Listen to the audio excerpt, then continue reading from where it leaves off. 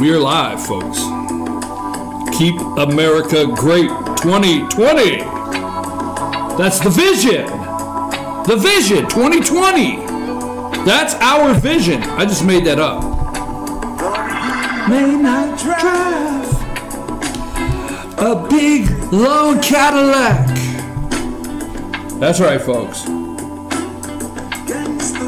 Gangsta White Walls. We're going to do the show with a gangster lean in the back. That's right.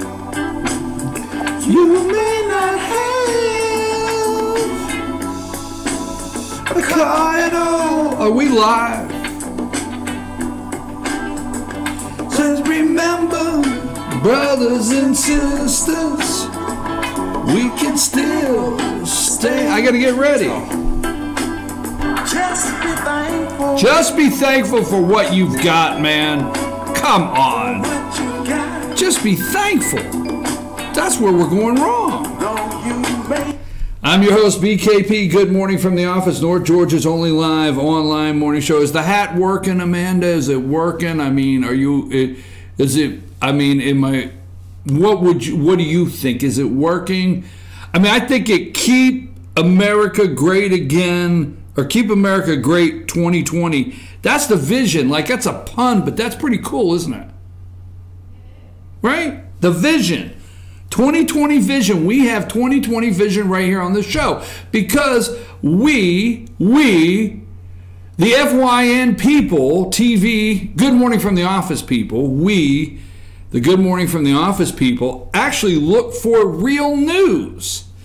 So, I don't know. I got to put it up here. Keep America Great 2020. Now, I always love the reason I have the Fannin hat. Let me go with that real quick. It's Fannin. The reason I have the Fannin hat for some of you out there in other counties, okay, is because I had an opportunity to go and sit down with the new Fannin Rebel head football coach, Chad Cheatham, yesterday afternoon. Spent about 45 minutes with the guy. Just really enjoyed him. We'll talk about it. Had some one-on-one time.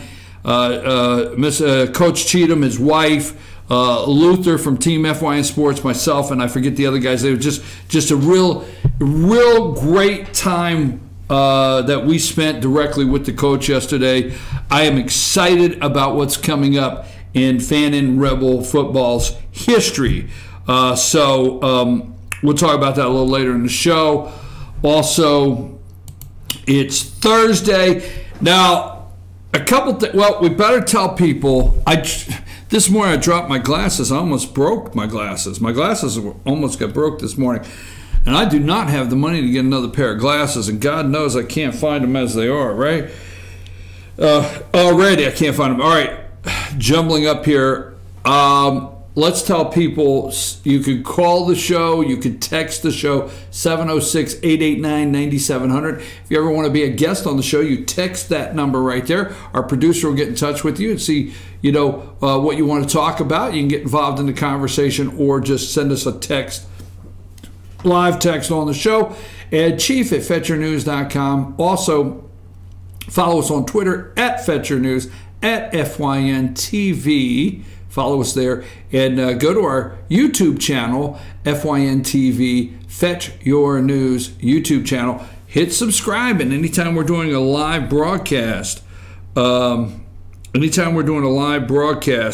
you'll get a notice. Okay, it's Sine Die. What does that mean? Put that picture up. I think I sent you a picture. It's Sine Die. You will see a new picture here at midnight tonight in the state of Georgia. That means the session is over.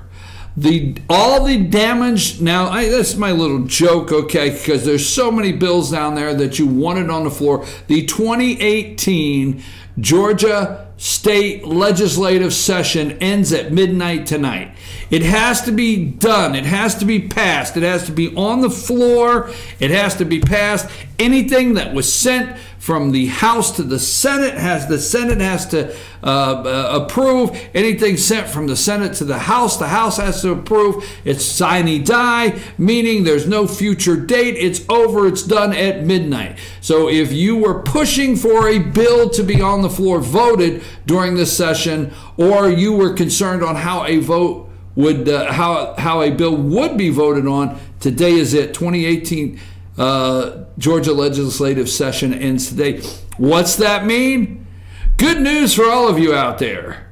The fundraising gets back on full track tomorrow morning. And what does that mean?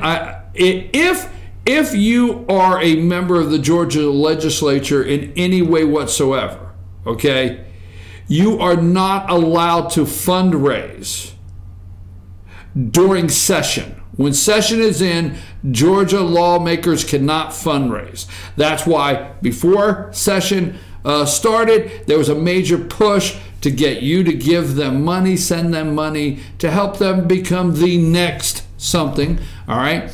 Now, tomorrow morning, folks, or maybe at 1 a.m., I want to see who gets the first email, maybe out, hey, session's over and we need your money to help become the next, boom, there you go. Or watch and see tomorrow in Georgia how many, tomorrow it will not take after midnight. The political moves will be made.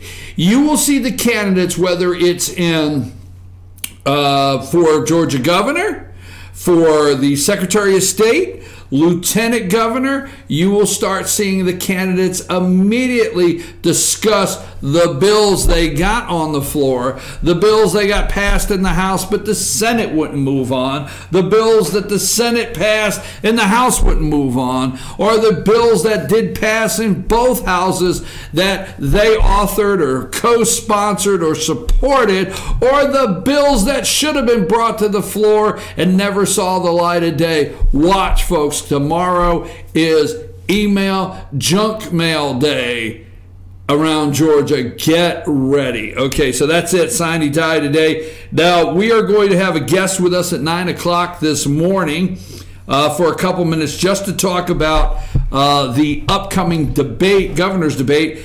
And the reason I want to highlight this one is because it's in our district. Now, we have a viewing audience in South Georgia. We have a viewing audience. We have a national viewing audience, some national viewers out there. But our actual broadcast and our election focus is the 9th Congressional District of Georgia. So we do keep up when they have a gubernatorial debate down in Columbus. We do keep up when they're down in Savannah or over in Gwinnett, but we focus in when they come to the 9th District. And that is Saturday night. There'll be a debate. We'll talk more about that at 9 o'clock. And you'll be able to watch it live Saturday night. Our guest at 9 o'clock will be Rebecca Yardley. She's the first vice chairman of the 9th Congressional District GOP. She'll be with us at 9. We're going to talk about that debate between the governors, candidates, Republican governor candidates for Georgia. We'll talk about that at 9 o'clock this morning. And I think that's, obviously I'm partial, okay, but I think it's going to be the best debate yet, because I know the 9th Congressional GOP, and I'm going to talk about that, but Rebecca Yardley and all of them, especially this lady here, is always about getting you, the voters, the most information, and that's where I'm at all times here. All right, so that'll be at 9, and are we expecting Carla? Have we gotten notice? Are we expecting her at 8:30? We are going to have Carla's Corner at 8:30. Okay, we're going to have Carla's Corner at 8:30. So get us a tweet out there. Can you handle that? The control room, okay? I got it. You got it? You got the big chair over there. All I see is the swiveling of the big chair. That's all I see, all right? Let's get a tweet. Let's get some post up. Let's make this happen. You got it? Carla's Corner, 8:30. Where else could you show up at 7:30 for a dance party, Amanda? Where else? Only here. Only here. Thank you. Only here at FYN TV. I tell you what, if you continue to sound so energetic and so excited to be here, just keep it up. Just keep it up. I'm exhausted after the 7:30 a.m. disco party. That's exactly right.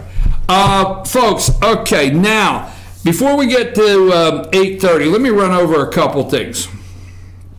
We talked about it yesterday, and it is the top of the Drudge, and it's actually making the top news cycle because it is the polling data that nobody talks about.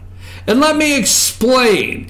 It is the barometer of the country. Believe it or not. Now, whether you like the show or not, now Roseanne's ratings it's a real poll, okay?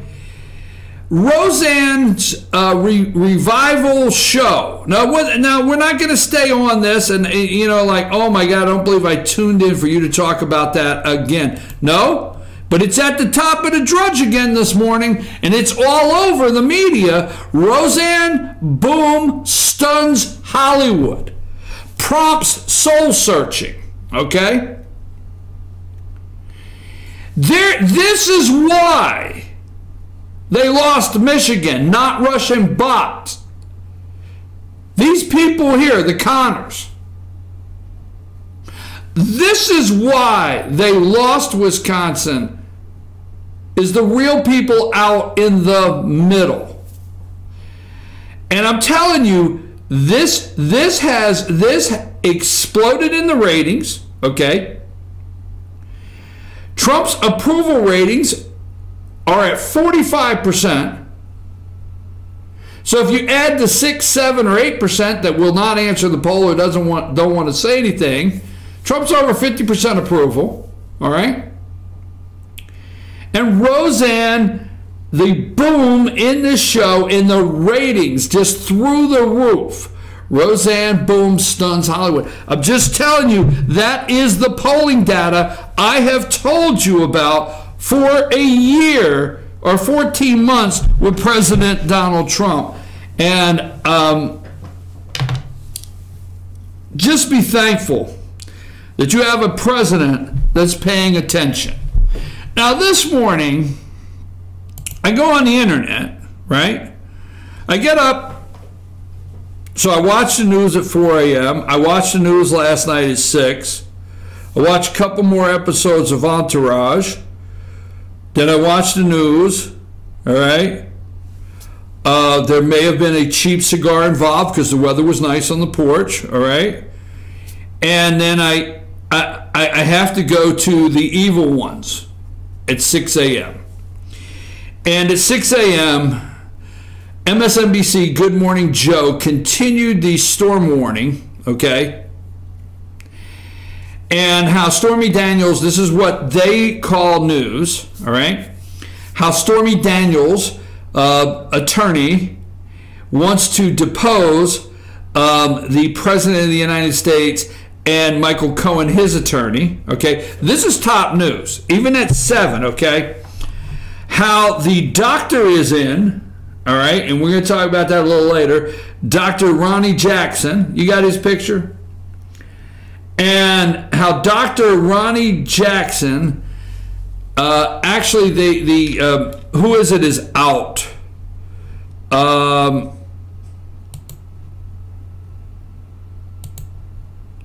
Somebody's out. I forget the name. Veteran. This is Dr. Ronny Jackson, all right? And he is the one that he is the president's personal physician. Now watch, I always like to clear up the spin they use. It is not Donald Trump's personal physician, because I think it's Donald Trump's personal physician in New York. His name is either Thor or Dr. Vinny Boom Bots, one or the other, all right? This is the President of the United States personal physician. They made fun of, all the media made fun of Dr. Admiral Dr. Ronny Jackson when he came out and gave the physical report on the President of the United States. You remember, this is the guy that came out, and the guy in there, he's asking the question, but how can a guy that eats 9 Big Macs and drinks 12 Diet Cokes, how can this be? You have to tell us something. Maybe he has gout. I mean, come on. Has he ever had the shingles? Tell us something, please.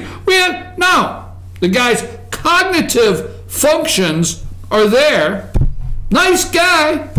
He might live to be 200. Oh, that freaked him. Remember this guy freaked the media out?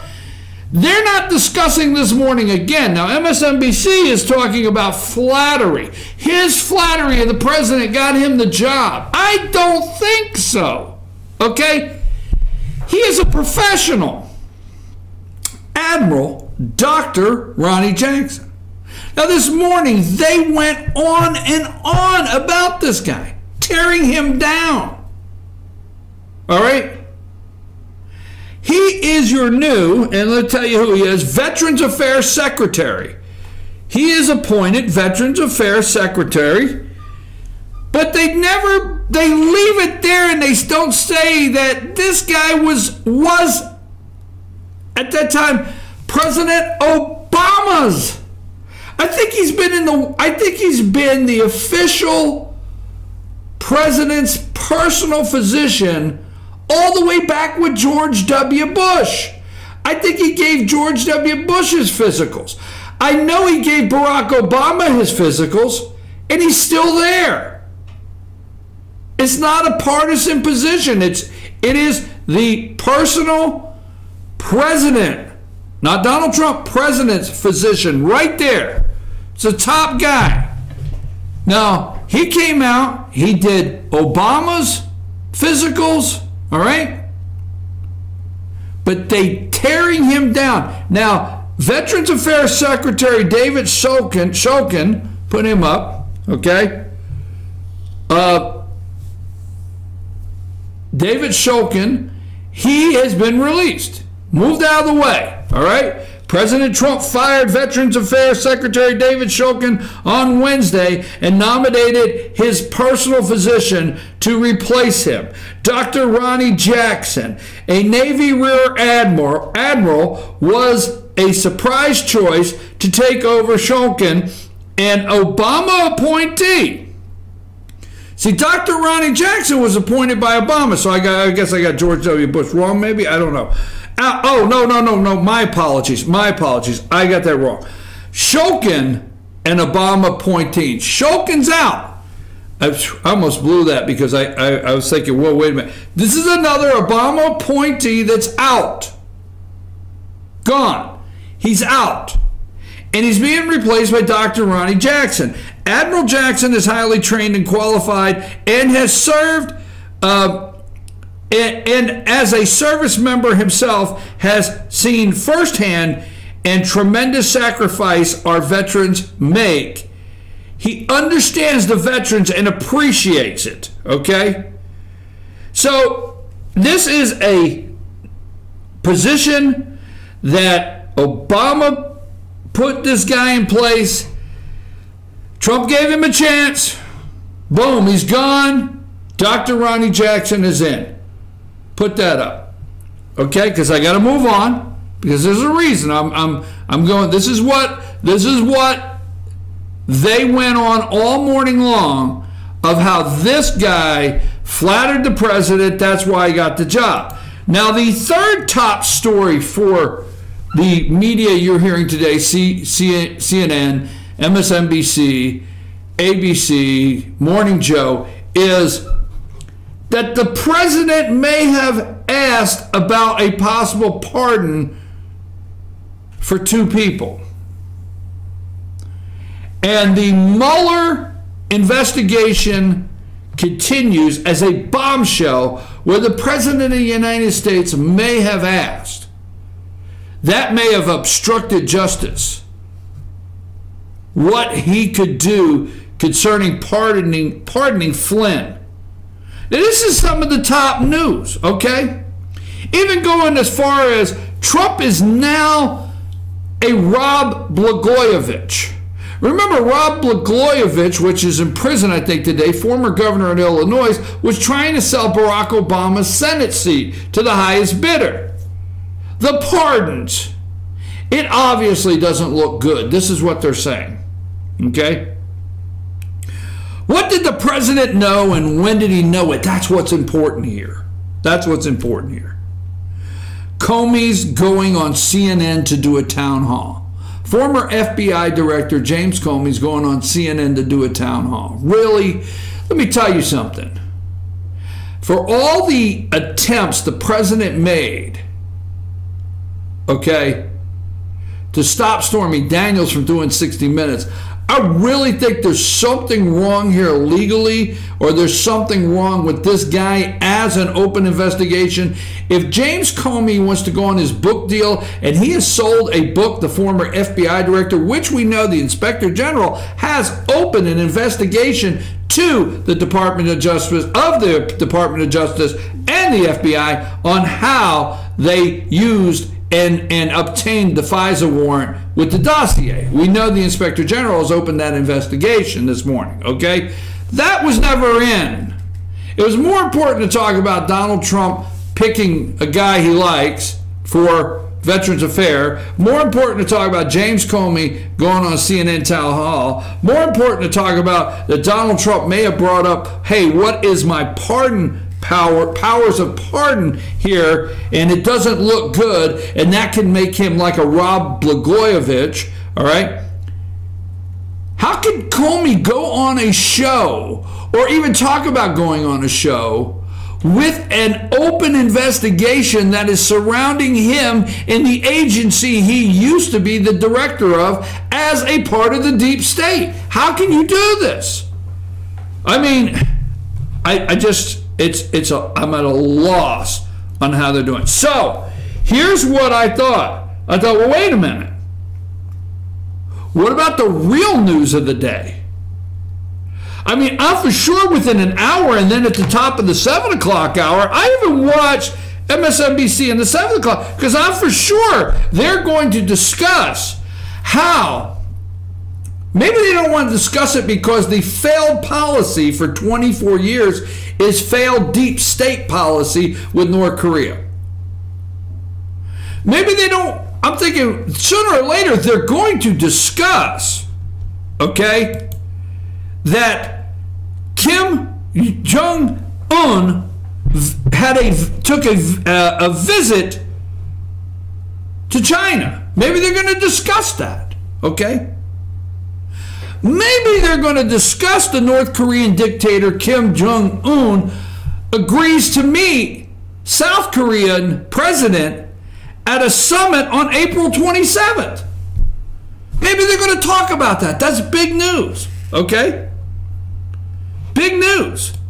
The leaders of North Korea and South Korea have agreed to hold a summit at a village on the border of the two countries. Is that the Peace Village or whatever it's called there at the demilitarized zone? That was built, the demilitarized zone, and the Peace House. Remember the Peace House? That area, that village was built for this day back in what, 1958 or something? I said, well, maybe they're going to talk about this.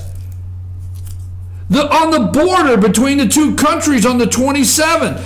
Only the third ever such meeting, and another sign of thawed relations. Senior officials of the two Koreas met on Thursday to prepare for a rare inter-Korean summit, days after the nuclear-armed North Korea's leader, Kim Jong-un, made his first international. He took the bullet train. You got the bullet train? It's bulletproof and it goes 39 miles an hour.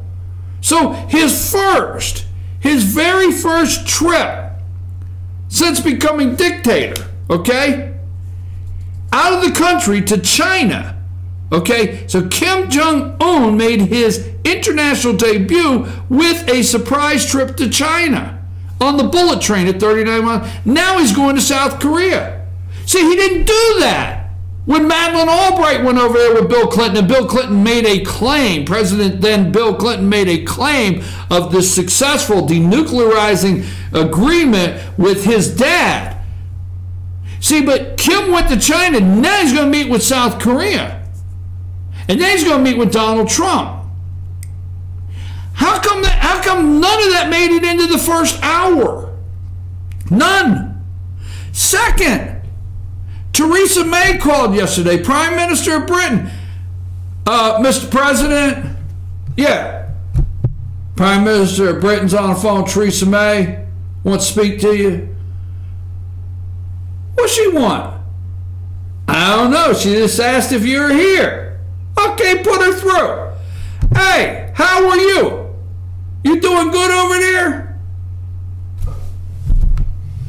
Mr. President, we'd just like to thank you for your support of our country and our friendship, and you have strengthened us as allies in the world, showing solidarity of our special friendship between Britain and the US of A by expelling those Russian diplomats, by closing the Seattle consulate. The Russian, you have shown me that you're on board, and we do have our special alliance, Britain and USA. It was nowhere on the news. I couldn't find it. Remember all the foreign policy debacles? They were supposed to blow up all over the world. Trade. Oh no, they're all coming to the table wanting to talk. Everything blew up. They're over there in the filing drawer. What can we do? We've got to stick with Stormy Daniels. We just got to pound that home 7 days a week. All right? I got up and I was looking for the real news. Okay, now we're going to come back to this in a minute. All right? But I just want to say, I have it here somewhere. I think it's here. Folks, our allies in Japan, Vietnam, the Philippines, Indonesia, North Korea, South Korea, they cheer daily that Donald Trump is president of the United States. Cheerily, okay? Let me just say this, and we're going to move on, take our break, so we're going to have Carla's Corner. China intensifies military drills in South China Sea. This came March 26th. I was for sure this would make the news. China intensifies military drills in the South China Sea. Tensions between China and the United States are rapidly building up. In the most recent days, China released a series of announcements involving China's military operations in the South China Sea and Western Pacific. How can they do these operations in the South China Sea and Western Pacific? Guess what? We're going to come back at 9 o'clock and we're going to show you how. Because remember, during the Obama administration, we watched satellite imagery and we fell for, you want to talk about Trump falling for something with North Korea?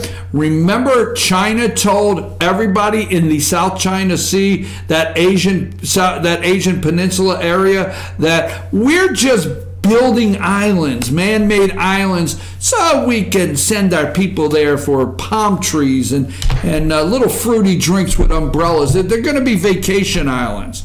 Really? You want to talk about somebody getting taken to the cleaners? That's the Obama administration. They are military bases that China built while Barack Obama was president of the United States. I just missed that in the news somewhere. West Virginia governor, remember, he went from Democrat to Republican. Remember that? Remember? Nobody's talking about that. Where is that in the news? Let's show that. We got to go to break. I'm running along. I promise we're going to go. But show Governor Jim Justice. Show picture 1 there. West Virginia. All right? Now, remember, West Virginia, the President of the United States wants able-bodied, that's the bad word in the whole thing. The President of the United States wants able-bodied, stay with that just a second, Americans that can work 20 hours a week to work 20 hours a week to receive their food stamps or welfare or whatever you want to call it. And this is the first governor to follow the federal leave. That is Jim. He's the governor of West Virginia, Jim Justice. He wants a 20-hour weekend. He work week for food stamps. He just signed a bill. Now show the other picture. We'll go to break. Picture 2 there, Jim. This is the day he was at a Donald Trump rally in West Virginia, and he decided he's no longer a Democrat, he's a Republican. I'm just missing all that in the news because, you know, they have more important things of giving you a storm tracker weather report. I'm your host, BKP. I'm sorry to run long. Carla is in the isolation booth waiting for her opportunity to tell you what all's going on in North Georgia right after these messages. Take us to break.